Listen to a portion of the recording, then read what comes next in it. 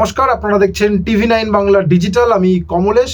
শীত নিয়ে সুখবর। অবশ্যই আমরা শীতের শেষ বেলায় চলে এসেছি, কিন্তু তাও শীতের একটা কামব্যাকের খবর আবহাওয়াবিদরা দিচ্ছেন।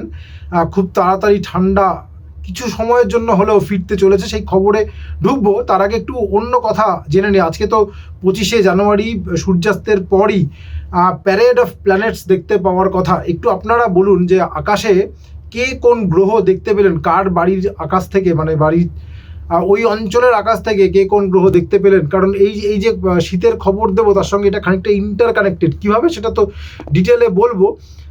যেমন আমি এই মুহূর্তে TV9 বাংলার অফিসে ছাদে সন্ধ্যা থেকে যা দেখলাম, তাতে বলাই যায় যে TV9 বাংলার তুঙ্গে বৃহস্পতি। কারণ TV9 বাংলার অফিসে যে ছাদ, সেখানে উঠে দাঁড়ালেই একদম ওপরে বৃহস্পতি গ্রহ দেখা যাচ্ছে।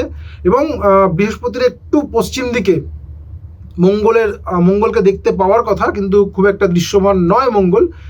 আর পূবের আকাশে শুক্র গ্রহের খুব কাছাকাছি রয়েছে মঙ্গল, যেটা অনেকে দেখতে পেয়েছেন বলে আমাদের জানিয়েছেন, কিন্তু আমাদের এখান থেকে খুব একটা ভালো দেখা যাচ্ছে না। আর এর বাইরে ইউরেনাস, নেপচুন, যাদেরকে টেলিস্কোপের মাধ্যমেই দেখতে পাওয়ার কথা, খালি চোখে দেখার কথা নয়, ফলে দেখতেও পাইনি।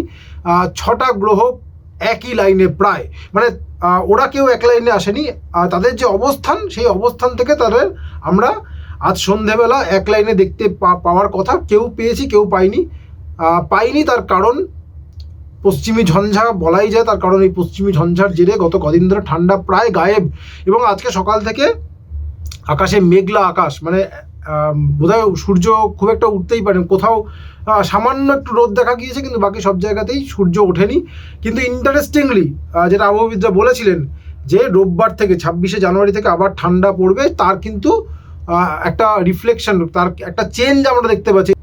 এই যে বললাম আকাশে গ্রহ দেখা গেছে, হয়তো সবকটাকে একসঙ্গে দেখা যায়নি যেহেতু মেঘ ছিল, কিন্তু বৃহস্পতিকে দেখা গেল, শুক্রকে দেখা গেল। এর মানে আকাশ পরিষ্কার হতে শুরু করেছে।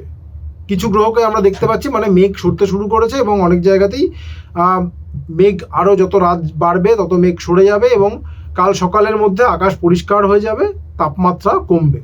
এটাই হচ্ছে মূল উপপাদ্য। আগামী 3 দিন ঠান্ডা, রবি, সোম, মঙ্গল, এই 3 দিন ঠান্ডার কামব্যাক। তাপমাত্রা বেশ খানিকটা 3 থেকে 4 ডিগ্রি সেলসিয়াস তাপমাত্রা যেখানে পৌঁছেছিল, সেখান থেকে 3 থেকে 4 ডিগ্রি সেলসিয়াস তাপমাত্রা কমবে। ধরা যাক কলকাতা আজকের তাপমাত্রা 18.5 ডিগ্রি সেলসিয়াস পৌঁছে গেছে, মানে ঠান্ডা প্রায় নেই। দিনের বেলাতে মালুমই হচ্ছে না। আমরা যেটা চেঞ্জ দেখতে পাচ্ছি, মানে ঠান্ডা লাগার জন্য একেবারে আদর্শ। সবাই সুযোগ পেলেই ফ্যান চালিয়ে দিচ্ছেন। ট্রেনে ফ্যান চলছে, কালকে একটা বিয়ে বাড়ি গিয়েছিলাম, দেখলাম ফ্যান চলছে।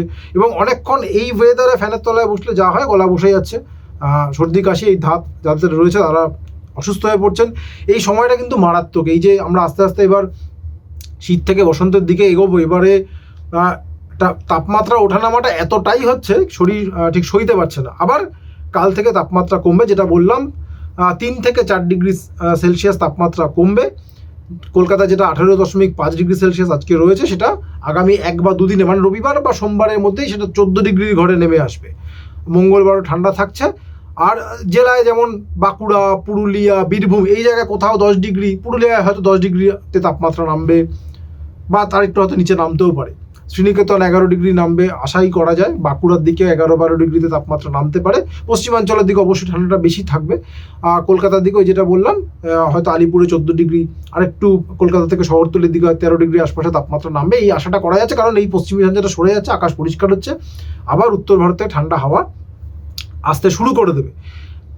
আজকে রাতের থেকে অনেক জায়গায় কিন্তু ঠান্ডার একটা অনুভূতি আবার ফেরত পাবেন সবাই। তবে এটাও সাময়িক।